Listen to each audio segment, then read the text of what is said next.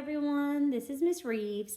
I know that we had to stop reading Harry Potter and the Chamber of Secrets right in the middle, so I decided that each day I'm going to come to you and read a chapter out loud. I'm going to be starting at chapter 6, which is about where we stopped off in class. So we're going to begin chapter 6 today, which is about Gilderoy Lockhart.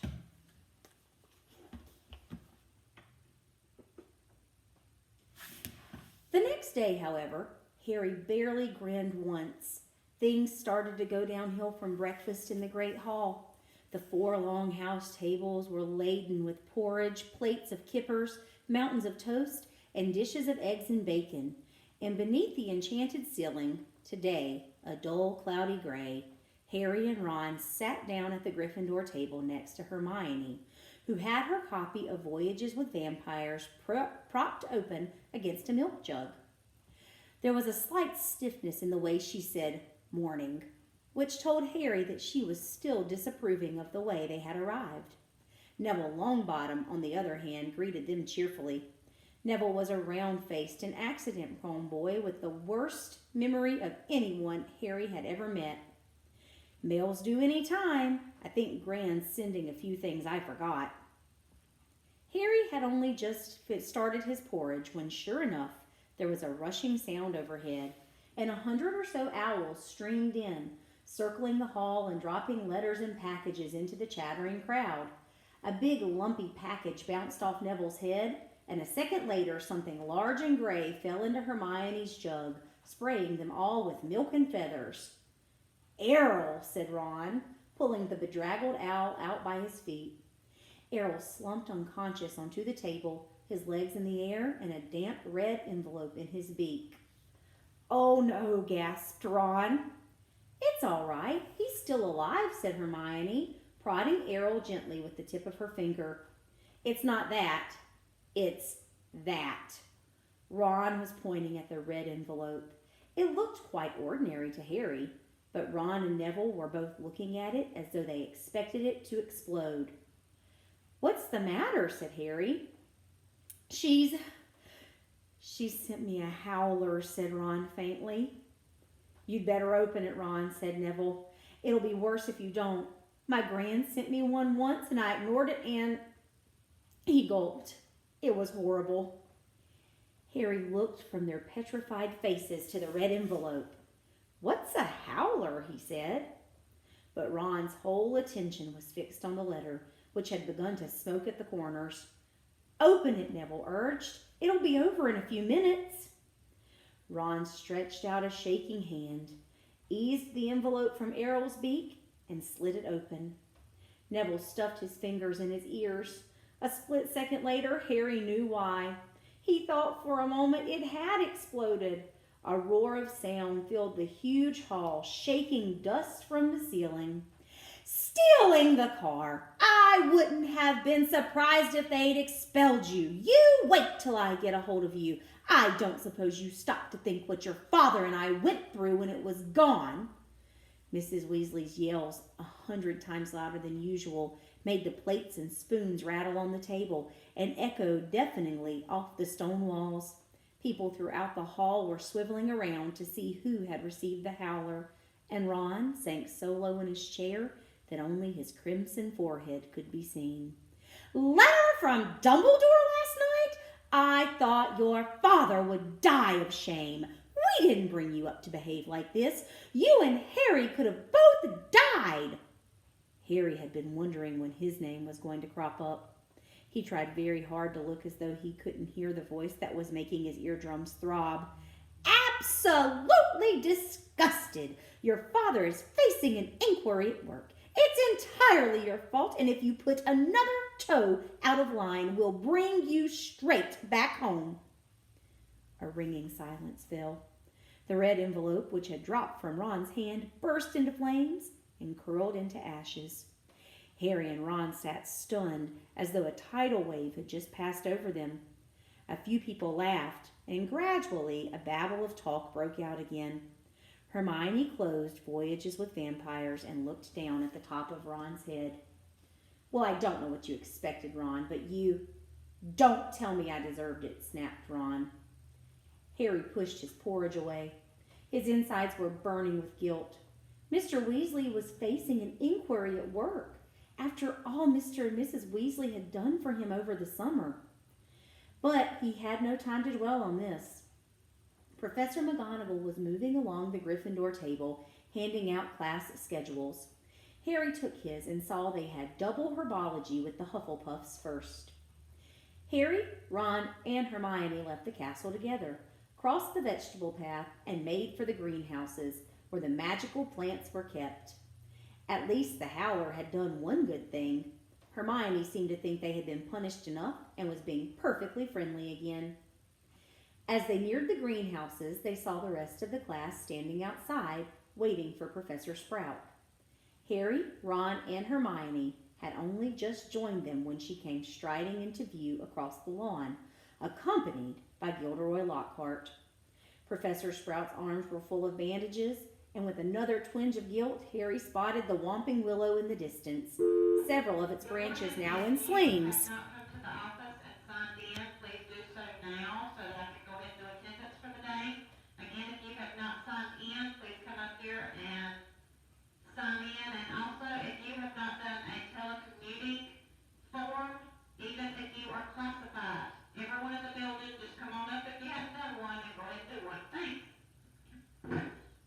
Look, guys, I get interrupted whenever you're not here, just like I do when I'm teaching.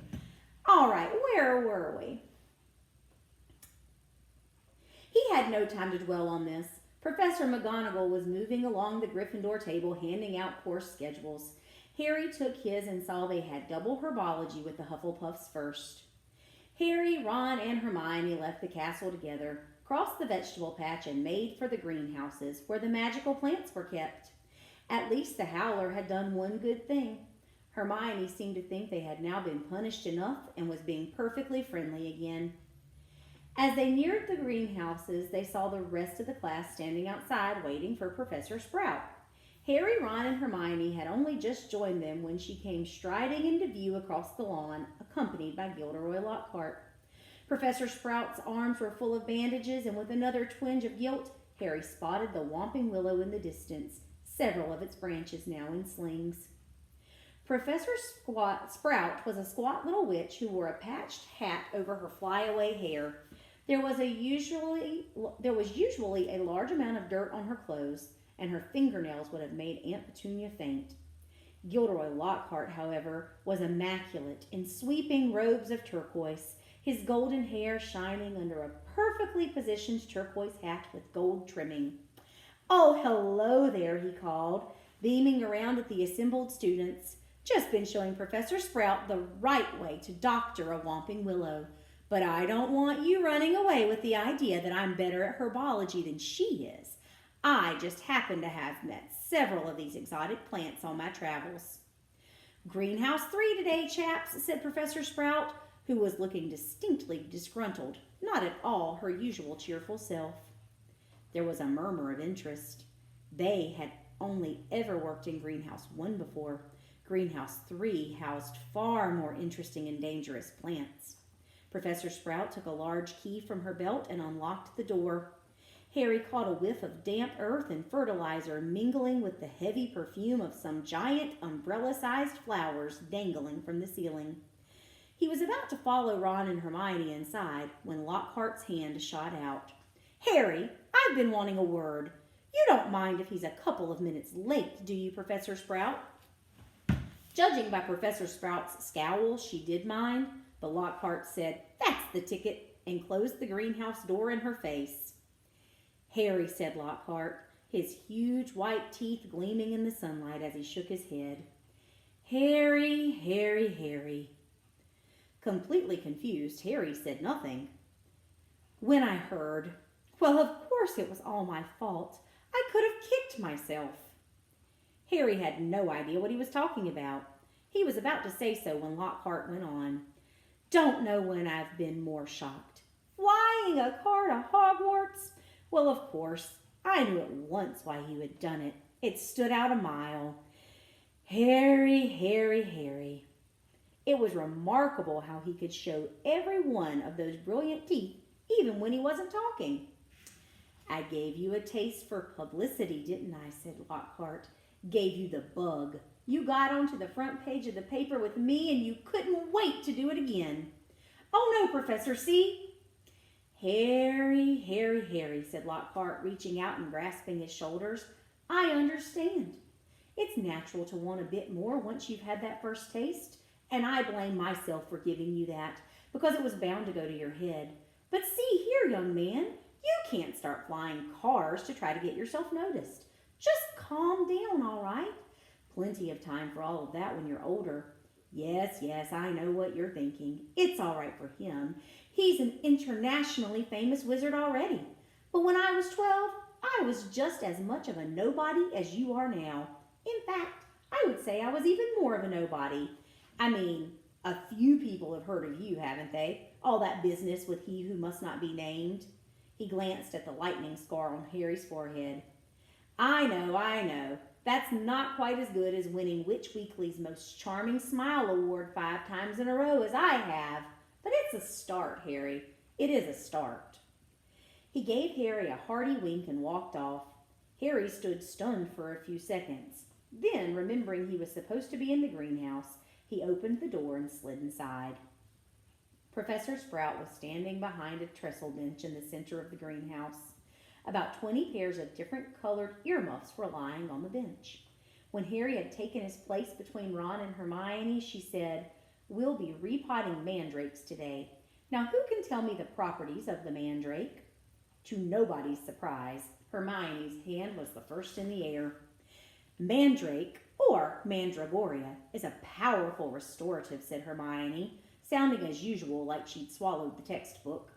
It is used to return people who have been transfigured or cursed to their original state. Excellent. 10 points to Gryffindor, said Professor Sprout. The mandrake forms an essential part of most antidotes. It also, however, is dangerous. Who can tell me why? Hermione's hand narrowly missed Harry's glasses as it shot up again. The cry of the mandrake is fatal to anyone who hears it, she said promptly. Precisely. Take another 10 points, said Professor Sprout. Now the mandrakes we have here are still very young. She pointed to a row of deep trays as she spoke, and everyone shuffled for a better look.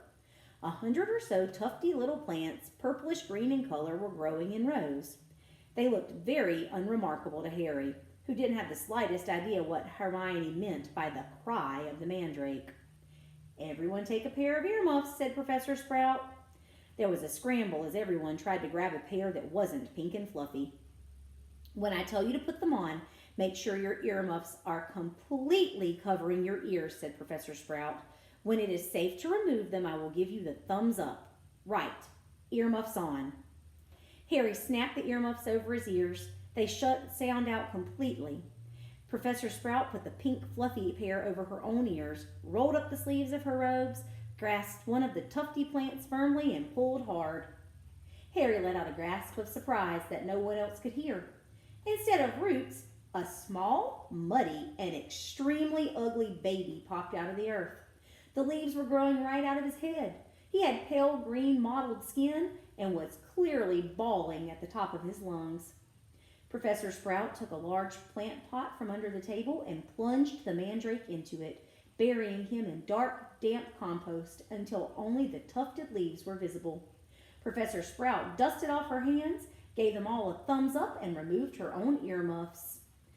Our mandrakes are only seedlings. Their cries won't kill you yet, she said calmly, as though she had done nothing more exciting than watering a flower. However, they will knock you out for several hours, and I'm sure none of you want to miss your first day back, so make sure your earmuffs are in place while you work. I will attract your attention when it's time to pack up.